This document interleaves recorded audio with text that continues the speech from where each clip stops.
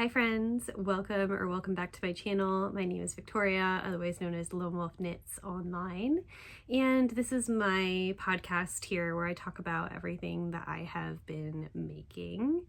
This week I have some finished objects to show you. I have this little pile here. It's not all just socks for once. And like I promised last episode, I did want to finally go through all of this handspun. So I will do it in that order mostly because I know not everyone's here for the handspun, although it is quite fun to review that. I'm a beginner spinner, so I have only been spinning for a few years now, and so I'm new and I'm learning, and it has kind of informed my knitting practice too. But if you're not interested in that, that's totally fair. I get it. If you're just here for the knitting, I'll go through that first. But before we get into that, I did want to briefly touch on what is probably already, I'm kind of late to the game here. It's mid-February, but I have been working in the background on my 2026 goals. And last year, 2025, I created a bingo card style of things that I wanted to achieve. And I will put up on the screen how much of that I actually ended up doing. I think I was a little too broad and it was quite ambitious. And I know there's that phase, that saying that everyone does where it's like, shoot for the moon. If you miss, you'll land among the stars. And to me, that saying doesn't even really make that much sense because there's no stars in between us and the moon. I know that's not what it's actually meant to, the message of that term, but it's just a little funny to me. I think I shot for the stars and landed in the atmosphere when it comes to actually having done those goals last year. And there's a few reasons for that. I think I completely underestimated how many whips I actually had. My goal was to basically have less whips than I had at that moment. And it took me until September of last year to actually sit down and be truly overwhelmed by what I had left to finish. So going into 2026, I've learned to be more focused and narrow in what I really want to accomplish and getting it down to one or two things that I really want to focus on for the year, and just having that be my focus for the entire year and really just lock in on getting those things done. So 2026 is here. We are into February already, and what was my goal or my aspiration? Essentially the same thing as last year, but just two goals now. I would like to finish all of my current whips. That does not mean I will not cast on new stuff, but I have been really focused and good this month and last month too about not going crazy casting on a bunch of different things, really trying to look at what I have started already and fall back in love with those things. And I think as crafters, it's really easy for us to kind of fall into this shiny object syndrome of a new pattern release, and then you want to make that thing and you have the yarn all ready for it, or the yarn is on sale conveniently. And for me, it just got to a point where I have so many things that are in progress that it feels like my attention is pulled in a million different directions. And I start to lose the purpose of what I was making that one first whip for, and it just languishes. I forget where I was, and then it becomes this barrier to entry of picking it back up and finishing it is I don't even remember where I was, or maybe I didn't even take good notes. It's annoying, and I'm sure it's very relatable to folks that have a big crafting obsession like me, where it's very easy to get distracted with stuff. So what does that mean in today's terms? I really went through all of my whips in September, and I was ruthless with what I wanted to frog. So I do have a frog pile that is quite large. and some things that I like only made gauge swatches for, and then later, decided that I'm not even really interested in that sweater enough to knit it.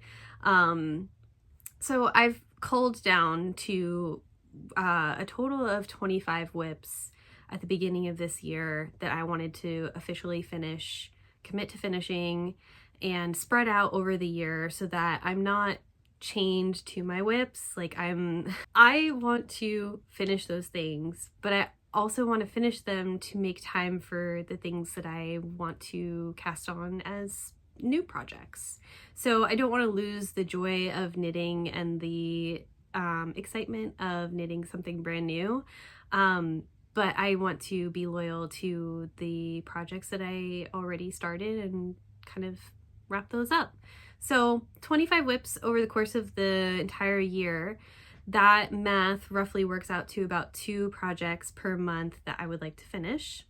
And I have finished 4 already so far this year. So I'm in a good groove right now, and I'm really actually enjoying this process more than I thought I would. I thought it would be kind of a slog. I thought I would just be kind of less excited about these projects, but for most of them it's been so long that like I just kind of forgot about it. I have like object impermanence, and so if it's not right in front of me, I just completely forget about it. And so it was kind of fun to see these projects again and be like, oh yeah, I'm actually like pretty close to finishing that. Or, oh, I remember why I love this project. I don't remember why I set it down, but now I'm back in love with it, and it's like a second chance romance. It's just fun. So let me get into some of the whips that I have finished. Oh, but before I do that, so like the whip array of projects that I have left is 8 sweaters, 6 socks, 3 accessories, and 4 blankets. So that's like 21 total whips right now, because like I said, I finished the 4 already. And so let me start to go through those finished objects. The first one I don't have with me because I gifted it to my bestie, but I will show some pictures of it in her beautiful space. And that is the scrap blanket, a granny square scrap blanket that I made for her it's supposed to be for Christmas, but it ended up being for her birthday in January. And this, again, I made it from scraps. So I had quite a lot of like pinkish yarn. That's one of her favorite colors. I really wanted to incorporate that into the design. And I just chose mostly fingering weight, although I did layer in plenty of like variety, probably up to about a worsted weight yarn. I crocheted it. Obviously, it's a granny stitch, which is super easy and very, very addicting. If you've been here for a minute, you know that I have been really obsessed with the granny stitch in general. I don't just make granny squares, but like the granny stitch has really had a chokehold on me this entire time that I've started crocheting, which has really only been about a year. I'm a newbie, but I have really been enjoying these scrap blankets and like learning to crochet. It goes so much faster than knitting. It makes me really not want to work on my knitting blanket whips because it took so much longer to do those versus a crochet blanket can really easily be cranked out like quickly. So I was super happy with how this blanket turned out. I think it's really beautiful. It's got tons of texture. I also threw in so much handspun that I had. And it was a lot of handspun that it was more artsy handspun. Like there was a lot of stellina glittery stuff in there. It was a little more rustic of a yarn. Not as fun to knit with, quite honestly, as like it was to crochet with, because the crochet stitch, especially granny stitch, kind of like evens out some unevenness in handspun. Yes, it takes a lot more handspun and yarn in general to make something crochet versus knit, but for me that was actually a benefit because I wanted to blow through some stash. And so really happy with that. I think that my best friend is also really happy with the way it turned out, and that had been a whip for a couple months. So yes, crochet moves faster, but you still have to have the motivation to finish it. For me, the holdup with that one was I just could not figure out how to finish it. Like, I really wanted to do a nice border.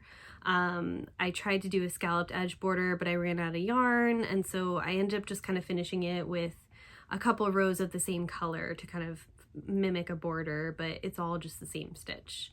And again, I'm really happy with the way it turned out. I also used a lot of mohair in that blanket, and that just makes it so cozy and lush and textured, and I almost didn't want to give it to her, but I do have plenty of yarn to make more blankets like that, and it does really feel good to give a handmade gift like that, especially one that's like so big and also useful.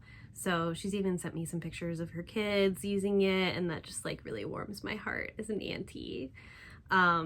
So yeah, that was my first finished object and a whip. So work towards my goal for 2026. The second thing I would love to show that I do actually have here today is my Mermaid Avenue socks. This is a pattern by Summerly Knits. I know I've really been having a moment with Summerly Knits right now, and all of her sock patterns. I got this yarn for my birthday in September from my boyfriend, and I really just wanted to cast on something new and exciting.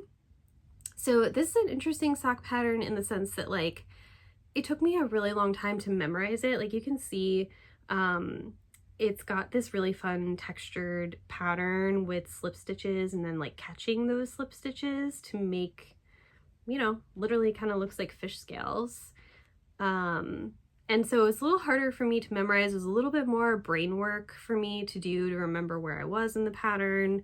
I chose it because Summerly had mentioned that it is really good for variegated yarn, and I have to say, it does work really well for variegated, and I imagine also like highly speckled yarn. This would be a good choice because the design still does stand out enough that your brightly colored, more loud-ish yarn would work with this pattern. So again, I'll just show that really fun, juicy texture.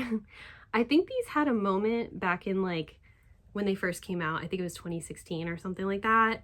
And I never made them. So this is the first time I was making this pattern. What else can I say about it? I really liked the yarn. And yeah, I think that's about it. But again, so I started these in September and I just finished them last month. Maybe a little earlier. Yeah, late January. So that was the second thing that I finished from my whip pile. And what else? Oh, so now we're gonna get into two finished objects that I wanted to make to celebrate Valentine's Day. The first one is the Scattered Pearls Sailor Sock Pattern, again by my girl Summerly Knits. The base version of this yarn is from Cat Sandwich Fibers, which I've talked about on here before. I just really love her color sense, and her yarn holds up very, very, very well. I have quite a few original pairs of socks that I've made with her yarn, and it's so strong. It's soft enough, but it really does hold up, and I wear my socks. I really do. I wear them quite a lot, and they get worn quite easily because I usually walk around in just my socks throughout the house. So they wear quickly, but for some reason her yarn really does hold up. For the contrast, I threw in a yarn that I actually got when I was traveling in Italy this year over the summer, and it's just a basic polyamide and wool. It's a little more rustic feeling, but it's great for those heels and toes where you do tend to experience a lot of wear. But overall, these were like my first kind of like Valentine's Day-y themed socks. I really wanted some cutesy pink Valentine's Day themed stuff, and hopefully this video goes out before Valentine's Day. Today is Friday the 13th, which is Galentine's Day. But yeah, I would like to wear one of the pairs of socks that I made actually on Valentine's Day. So hence why I'm doing this video right now. So this is the Scattered Pearls sock pattern by Summerly Knits. Again, this was one of my whips. This was a more recent cast on, but still like from 2025. So there you go. Next, these are my like super Valentine's socks. I bought this sock set. It's so beautiful. From Botanical Yarn, I believe is what her name is. The sock set was from the Starlight Knitting Society. It was like an exclusive colorway, but she brought it to Flock in, let me make sure I get this right, 2024. This is the only year I went to Flock so far. And I saw it and I fell in love, and it even came with this really cool stitch marker that I don't have on me right now, but it was like a rose little stitch marker, and I'll show some pictures because I think I took some pictures of the sock set before I wound it up. It was just so beautiful and perfect.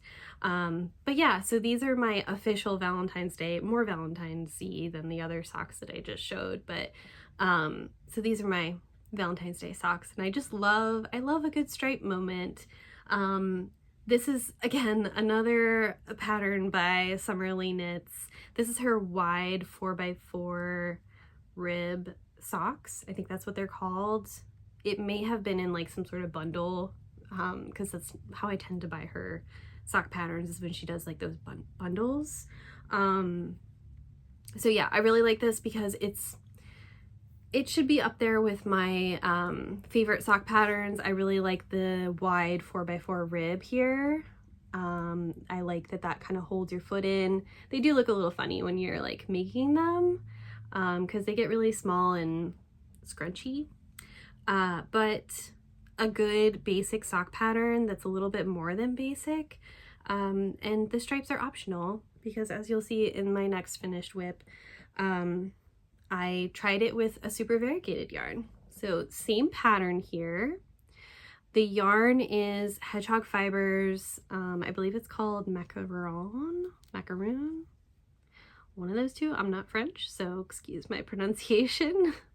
And you can really see like how even with variegated yarn, it really does just show off the yarn better, I think, than just a vanilla sock. So love a vanilla sock, not hating on vanilla socks at all, but I find I do really like more of a ribbed fit. So I'm always looking for patterns that are like a little more than just a vanilla sock, that have a little something extra to like squeeze in and like really hold my whole foot and not slide off my ankle or slide off of the you know, my arch, or the heel moves around. I don't know what kind of foot I really like have, or what, if that matters for how I make socks. I know there's a lot of technical stuff out there about sock knitting and how to get the right fit. I tend to do well with a variety of socks, but on the whole, I would say I have trouble with socks being a little bit too loose, like they stretch out on me over time. And so I find that a ribbed sock or some sort of pattern like this, or texture of any kind that really kind of like pulls in a bit, really is helpful from a fit perspective. And I just really love all these gorgeous colors. Hopefully that's coming across on camera. I know the lighting in here is horrible. We are having a rainy day in the Pacific Northwest here. Very typical. And my last finished knit object was a hat that I started last year, again around my birthday, because I got this yarn for my birthday.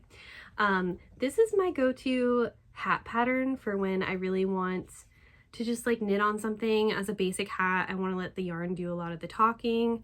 And it's the classic ribbed hat by Pearl Soho. It's a free pattern you can get online on their website, and I'm just folding over the brim here so you can see like how much of a brim that I normally like to have on my hats. So like when this is actually on my head, I'm not going to put it on because my hair will get all messed up, but when this is actually on your head, like that's actually like the full length. Or you could just, you know, leave it kind of baggy as more of a beanie style, like slouchy. But maybe this is a theme for like what I like in my knits, but again, it's like just a 1x1 rib, so it's very stretchy. I really, really like the crown shaping on this. I don't know if that's coming across super well, but like it's just basic. And I knit the adult small for this. I like that it comes in a variety of different sizes, so you could make some for like the whole family. Yeah, really, I think I've made this probably about 10 times. It's my go-to gifting hat pattern because, again, it has a lot of stretch.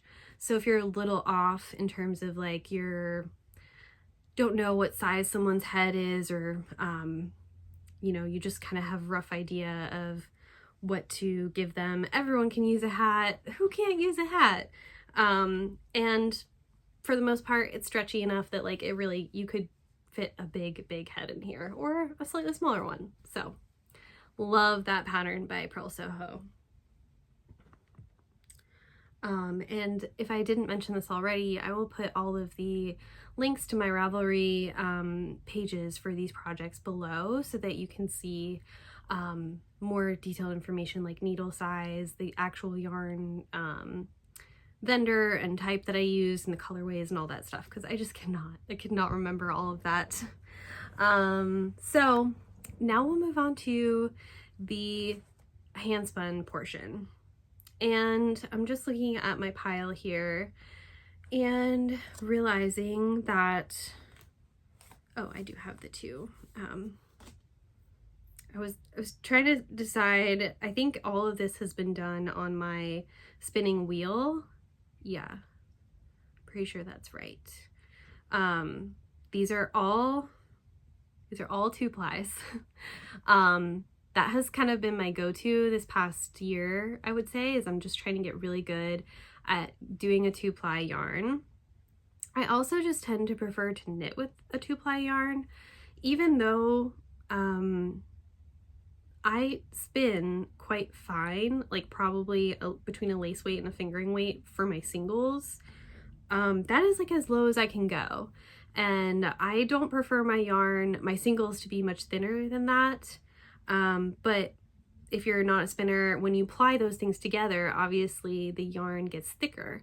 And for me, I love fingering weight yarn. I'm pretty obsessed with fingering weight yarn, maybe DK sometimes, but I'm really not like a chunky yarn person. I'm not as into worsted weight sweaters or anything like that. I really like the fingering weight yarn. So a 2-ply works great for me for my singles being spun together to roughly equate like maybe a fingering or a heavy fingering weight yarn. All that to say, everything you're about to see is a 2-ply yarn.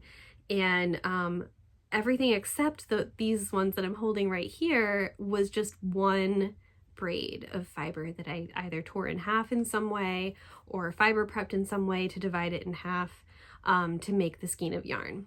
These two, however, and I will show them closer so you get the idea, but I started with this pink one. I spun an entire braid, so 1-ply throughout all of these.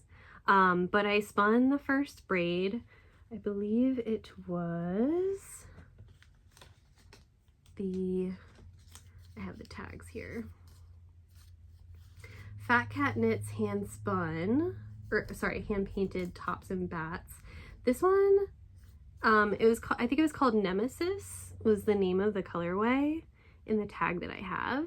And I tried to make that color transition very stark. So like it started out obviously more pinks and purples, and then the purples kind of faded into greens and blues, and like so that's why these kind of look like they're totally different skeins. But if I did actually knit them all like in a fade together, it probably would fade quite nicely. And I'll just kind of try and like spin them around so you can really get a sense for all the different colors that are in here. But these were really quite bright. I spun this around Halloween, so I was just really looking for something like super bright and colorful. There's also a lot of orange in here. I don't know if that's coming across as well because it's kind of buried in this first skein here, but like there's a lot of bright orange and like bright greens that were really giving like Halloween kind of vibes. So it was my first time trying to control the color transition with my spinning. And I think they are a little like too far apart when you look at them side by side, but I'm curious to see how they'll knit up. I'll probably use them all in one project. But yeah, so that was for the first single that spun throughout these two. The other single is from Rusty Spur Ranch, and this one I think was the more like greenish colors. It doesn't have a color name. I got this probably at Fiber Fusion, which is an event here in the Pacific Northwest. I think I went to that a couple years ago, and I just bought a bunch of fiber when I was first learning to spin. And so it's 100% Rambouillet. The other one from Fat Cat Fibers was a mix of like Falkland and Merino. So this is very squishy overall. This is super squishy and lush, and I would say I think this first skein was a little heavier in terms of the weight of the yarn, so like probably closer to a DK, although there's definitely some thinner spots that are more fingering weight. I would say the second skein, I either like spun it a little bit tighter, or maybe my singles just kind of changed at the end, but this is definitely more of a fingering weight. I would say this is like a true fingering weight. And to me, this skein like really just kind of screams like Spin Cycle Fibers. I don't know why it took me a while to think of that name, but both of these really say Spin Cycle to me because they're so contrasty and they're very barber poled, and I love that about this set that I made. So very proud to have made that. And again, this was all spun 2-ply on my Kromsky Fantasia, which is my absolute favorite wheel. It's my only wheel, but I really fell in love with it, and I just have no desire to get another wheel right now. I really enjoy the wheel that I have. And so moving into the rest of the yarn that I have to speak about, these are all sets from a club that I had. Sorry if you can hear my dogs in the background, but it was a set that I was gifted from Long Dog Yarns is the maker. She did a whole year of heirloom tomato inspired fiber, and I absolutely loved and enjoyed this so much because her base, I chose the Shanico silk base, which is 80% Shanico and 20% mulberry silk. This is my favorite stuff to spin. Absolute favorite.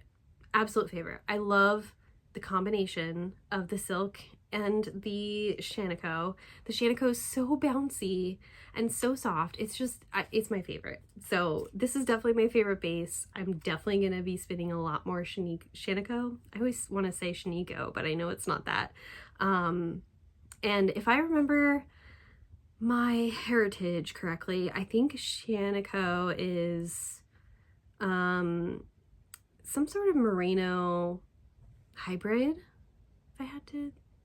I think that's right. Don't hold me to it, but again, so all of these are from that club, and I would get a braid of fiber every month, and I would look at it and be so obsessed. And so I pretty much spun these. This is a couple of months of spinning, like I said. It would take me about a month to spin up on my wheel, and I just love how all of them turned out. You can kind of see like all behind me, this is all my hand spun that I hang from. This is like my closet basically, but I ripped it out so that I could have a desk in there. And so all my hand spun is hung right here, so I can really see it all the time and like be inspired by it. So it's all gonna go right there. All these new ones that I have, because they're all like in the tomatoey reddish kind of family. But anyway, so quite a few of these ones that are hanging in the background are also from that club. And so this one is called Sart Rolois. I don't know if that's going to show up right. I guess it's obviously it's a type of tomato, but I've never heard of it before. And this one was probably, I'm going to be out of order in the way that I present these, but I believe this one was sent around Thanksgiving, because obviously it's got like major Thanksgiving vibes to me. It just screams fall. And I think this one and the next one I'm going to show, I really tried to get the colors to line up and have less barber pulling.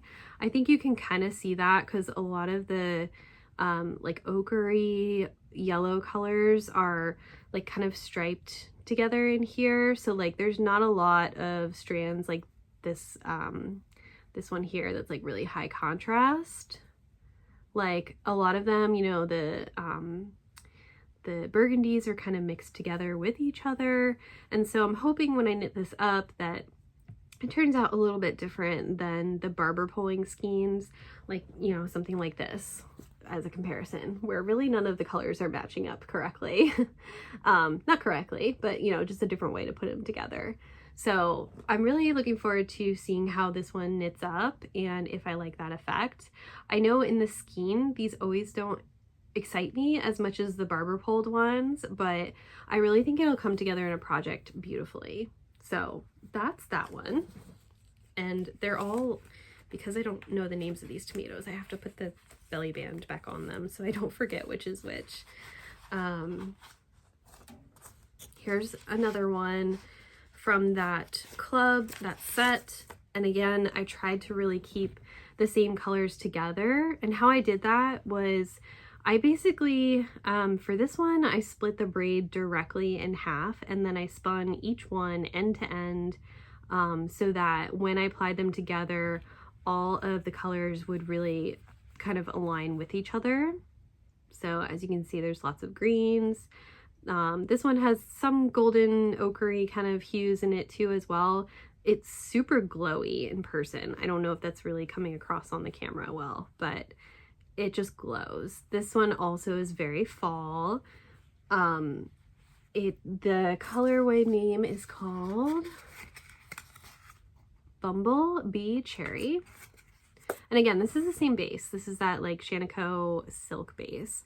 And I just love, I just love it. I really do. I think this is definitely a favorite for me to spin. And probably one of the things that I should have learned earlier about like the same mistakes that I've made with knitting sometimes is like I'll buy a lot of yarn that I don't really, you know, I'll buy it because it's on sale or because I really like the color. Not knowing enough about the yarn or the fiber itself to know if I really like wearing it or knitting with it or enjoy it next to my skin. So quite a learning curve in terms of like I bought a bunch of fiber to try everything. And I have spun a lot of different types of fiber, and I think it was valuable for me to have that exposure to all those different varieties.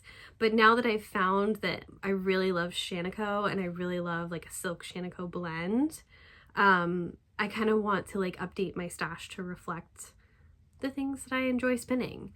And I should really also say that like spinning this in and of itself is part of the major joy for me of spinning. I have to enjoy the process of spinning, and I enjoy the process of anything when it comes to crafting, but like I wouldn't be spinning if it wasn't for the fiber itself being fun to spin together. And I like experimenting with color.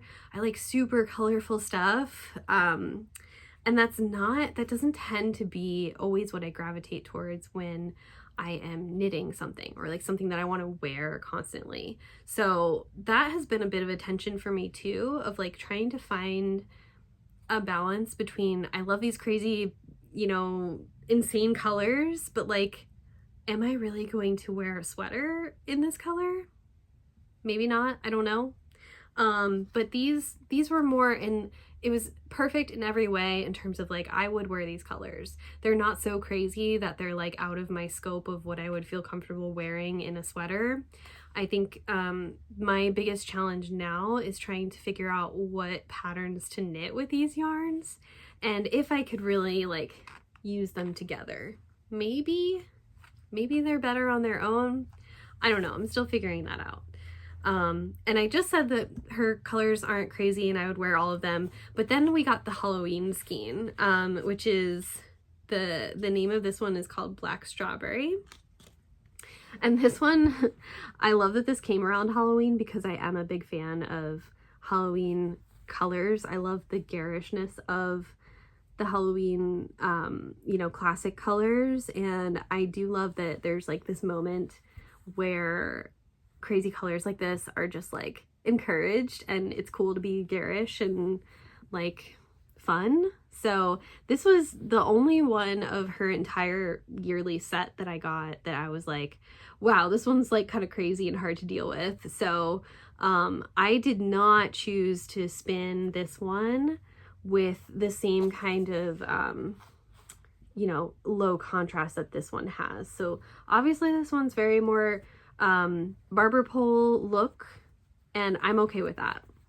I just don't feel like it really screams tomato to me. I should probably look up this tomato and make sure that I'm not just completely lying to you, but this was the one out of the entire set that I got that I was like, I don't know if I buy that this is like truly a tomato, but I enjoyed it all the same, and I thought it brought some really nice variety to this year of spinning heirloom tomatoey kind of braids.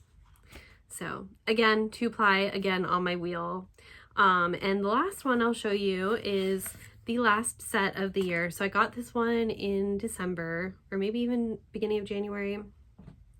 And it's the only true red that has really shown up in this set. When I first found out that I was going to be getting this all year, I was like, oh, this is going to be a lot of reds. And it really, like, most of the ones back here are like purples and pinks, and I know I've shown a lot of those on here before. Yellows, so even like an orange, and a green, like a bright green.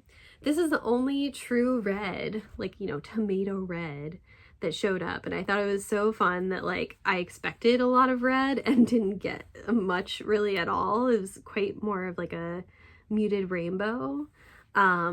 And so getting this at the end was kind of fun because I was like, ah, oh, finally, like a classic red, like I had imagined this year would be a lot of red. And so this one was fun. I wasn't as happy with the way I spun this one as the way I spun the other ones. I don't know why. I think I kind of maybe rushed it a little bit. It looks a little overspun in certain areas, but we'll see. When I actually knit with it, I'm sure it'll be fine. The name of this colorway, I'm not even gonna attempt to try and say this name. Costoludo Genovese. That's my best that I can do. Okay, I think it's Italian and I'm probably really butchering that, but what can you do? So yeah, this was really the only true red, like a ruby red color, and it's much more brick-ish in person, I would say. It's like not, ruby is probably the wrong word because it doesn't really have a lot of like purple in it. I would say it's slightly more of an orange red. So that's that. And thank you so much for joining me, and if you like my content, feel free to subscribe so you don't miss anything that I update you on, and I'll see you guys next time. Bye.